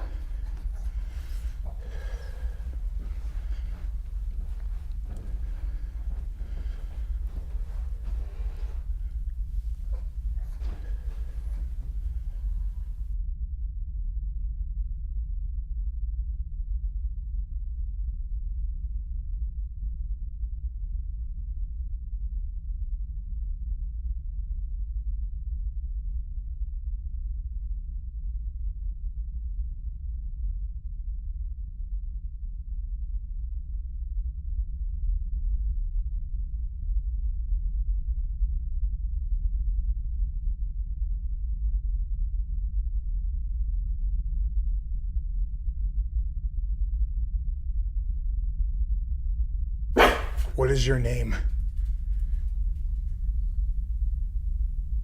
Who are you? The family was not trying to contact you using the spirit board. I don't care if they didn't properly close out. They want to end communication with you now. They want to close now. Leave this house. Leave this property. Do you understand? Go. Go away. You are not welcome here.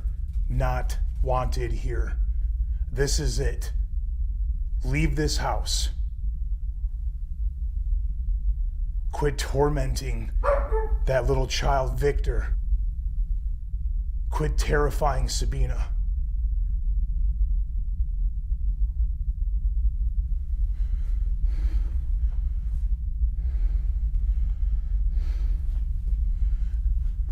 Go.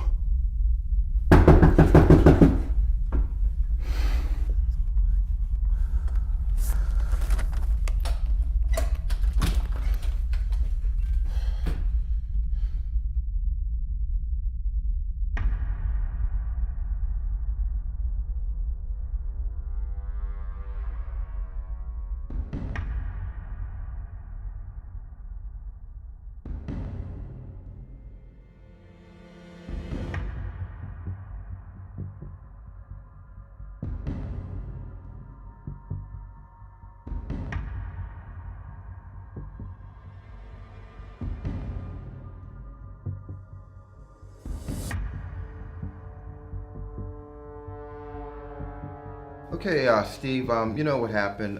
You end up sending me, I think you sent us like 4 different clips, so we started in the basement. So we'll go right here and start, we call this one the basement mist. And what happens is, let me set it up. You end up walking around the corner and the Iroquois gets a hit. So we go back, running through again. You go around the corner, we don't see anything. We run it through again, we get another hit in the same location. So we'll go ahead and play it.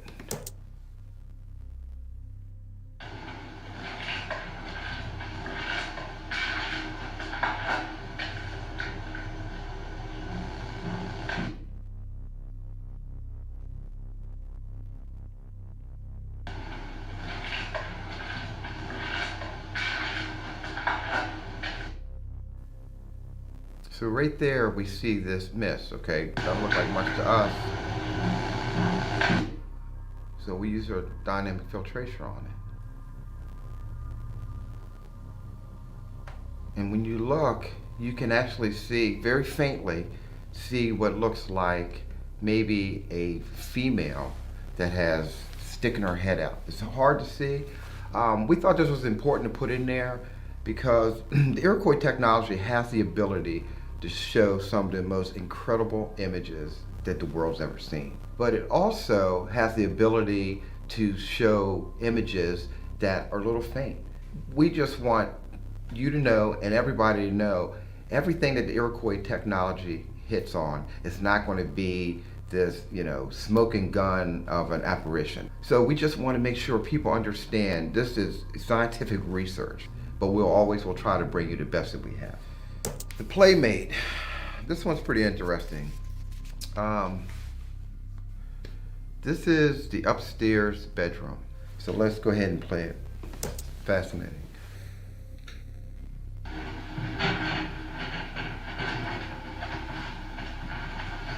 So we just go through the first time. And then we go back and we'll hit it with the Iroquois technology.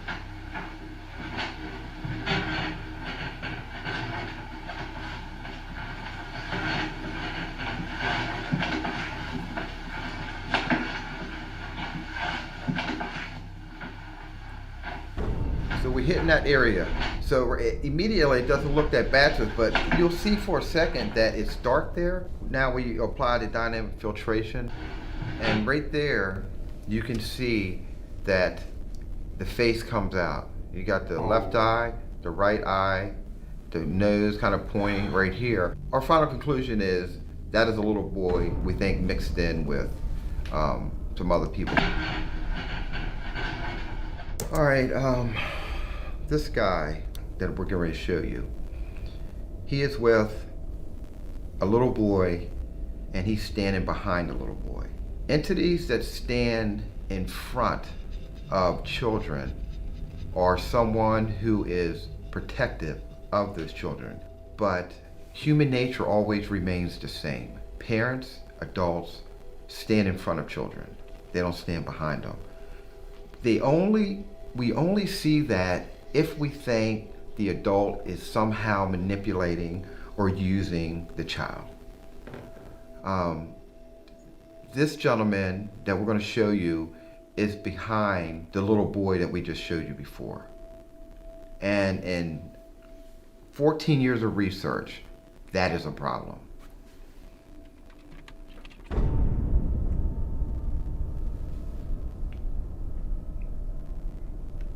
Can you see him okay? Oh, yeah. I didn't tell you this, but when I was here last time, I was sitting right over there in that chair. You guys were in the kitchen, and I was in this room by myself. And I looked over at the corner over here where the bookshelves and the fireplace is, and I saw a head and shoulders directly in front of me. I had only seen these images on my computer, but here I was face to face with his shadow, and I'm looking, I'm like, is that a shadow? This is the problem. When I was staring at it, that shadow is a veiling glare. These entities look just like you and me. Whenever you see a shadow, they are creating that because they don't want you to know who they are. But this is what I saw. I saw the face, and I saw the white coming through. He wanted me to see him. He did that on purpose. You couldn't be more correct when you say that it's certainly not protecting the child spirit in this house. It's definitely oppressing that spirit, and it's also a danger to the family. You know about this guy? Oh yeah, we definitely know about this guy. The family, when they first moved into the house, they started renovations, and almost immediately they were hearing crying and weeping. It sounded like a child. The mother of the home, Stephanie, would travel around trying to find where the sound was coming from. It was completely omnidirectional. She would go one way, she'd go another. It would still be the same volume regardless of where she went. Not long after that, this little spirit started to appear to the youngest daughter, to other people in the family, handprints on the mirror like a small child. This continued and continued. And then when the youngest daughter had physically seen the boy, then they were adamant to find out, who is this kid that is haunting the home, what's happening? So they start doing research on the home. They get some death records, other materials. But then unfortunately, at some point, they had the idea to use a spirit board and try and contact the spirit to find out who it was. So it started to spell out V-I-C and continued to spell out V-I-C. Well, for a moment, they were thinking perhaps it was trying to spell out Victoria, and then they thought there was another spirit in the home until the death records finally came in, and a Victor. Holy. Yeah, a Victor passed away here in the home. So that's what VIC was. A young boy? A young like boy. What we just saw, what I just Yes. showed you? And where you found it is where it's been seen multiple times in Sabina's room. She has sensed him standing by the bed near her many times. It's very attached to her, and I think it's because when she moved in here, they were similar in age. But then once they used the spirit board, something else was introduced in the home. The activity started to change, you know, slamming doors, more aggressive behavior. They believe that this individual, this thing, led Sabina out in the middle of the night and was leading her to the road. And you see how busy this road is here. She wasn't sleepwalking, she was aware the whole time.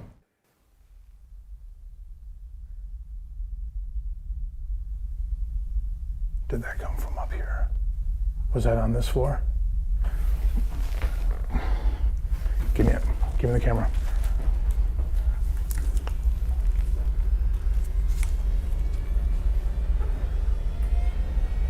What the was that? Holy freak.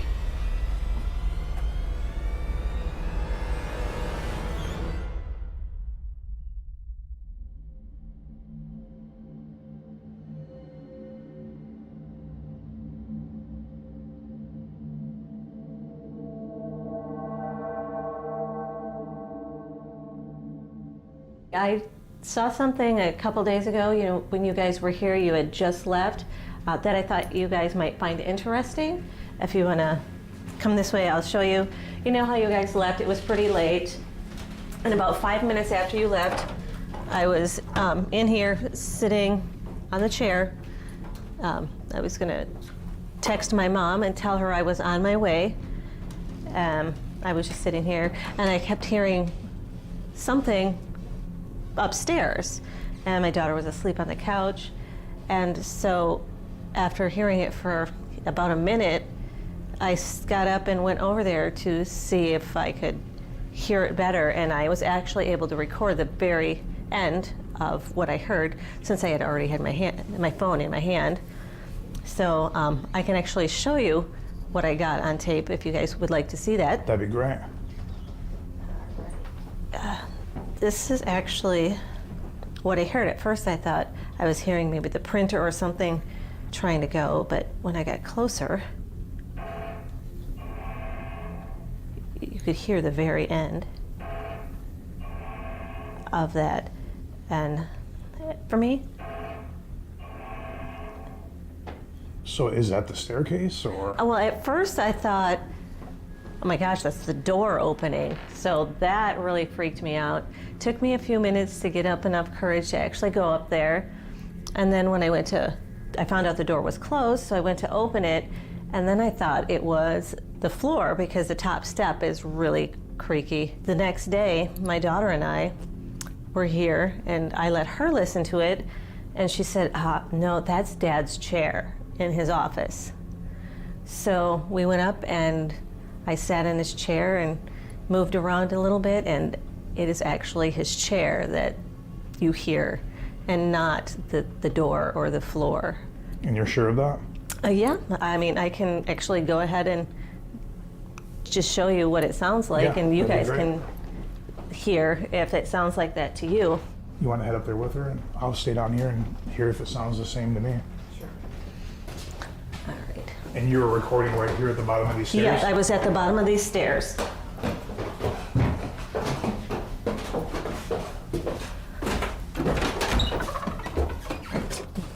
This would be the chair, and if you sit in it and you lean back, it's not too bad, but when you go to get out, I mean, you can hear it's pretty much That's the same the sound. same sound. It's exactly the same. So that's what I actually heard the other night, and it was literally not even 5 minutes after you guys left. It's kind of, felt like it was trying to taunt me, scare me intentionally right after you guys left.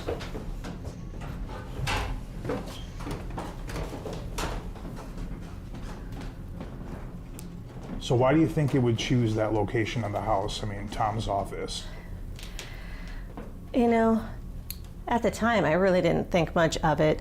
It wasn't until actually a couple days after I saw the image that we saw. Okay, from the Iroquois technology? Yes. After seeing that, a couple days after that, I kept thinking, gosh, it looks like somebody. Who is that? 2:30 in the morning, I sit up and I go, oh my gosh, I know who this is. And when I just thought about the timing from when everything started and all the things that led up to that, we had a friend in the family that we kind of had a falling out, and we never really got to reconcile before they passed away. That's who I think it is. So the image looked that much like this person? Yes, to me, it did. And yeah, we, like I said, we never got to reconcile. There was some, bad feelings at the time they passed. And it was right about the same time, shortly before things started to get really weird here. The activity that's been taking place, does that also have any hallmarks of this person? I mean, now that you're putting it together? Well, yeah. I mean, the people that it seems to be going after are the people that they had a problem with. And, really focusing on our daughter, kind of says, we're going to mess with the one thing that's important to you. It sounds like that's something that they would do. Wow. I mean, I'm kind of speechless right now. That pretty much changes the direction of everything we've been looking into. We thought perhaps through the spirit board, through the grave dug up outside. That was actually what we had thought, or I had thought for a while. But after seeing the Iroquois image, then going back through the timing of when everything started, it actually makes the most sense to me because the timing is almost perfect. Well, we had something planned tonight that I was going to do alone, but I'm almost wondering with this revelation if maybe you would join me with it. It's kind of hard to explain, but would you? Okay, it depends what it is. Why don't we show her, actually? Yeah. Here, come with me. Okay.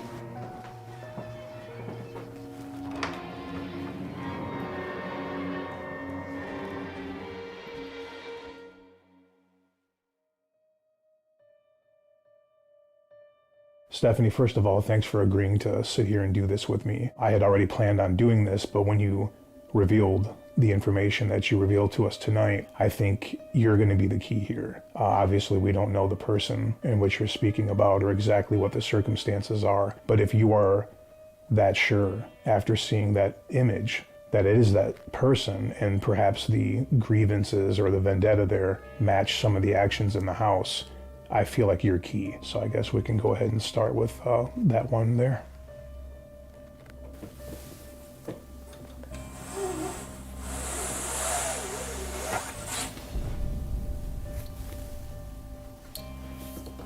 Victor, while we were setting up in here, Stephanie had thought she saw somebody around your height peeking in the hallway around a semi-open door. And moments ago, I thought I had seen something over here peeking behind this other easel. So if you're here with us, that's great, because we have a message from Stephanie here who would like to speak with you and really tell you her feelings and her family's feelings about you being here in this house. Well, first, you know, nobody here hates you or anything like that. I mean, obviously, you've done things that have startled Sabina especially. We'd prefer you to be with your family. I just know that, you know, if he were my son, I would definitely want him to come to wherever I was. I would love for him to just go to be with his family. I would think that would make him so much happier than being here with us, since, you know, we don't really know him. We really feel it's time for you to go and be with others that are like you, because I promise you there'll be way more people there than there are here. Family, friends, there's a lot more than the 6,000 plus square feet in this home. All that being said, when it comes to Victor, you don't feel the same about what else is in this house. No, not at all. So, if you would like to.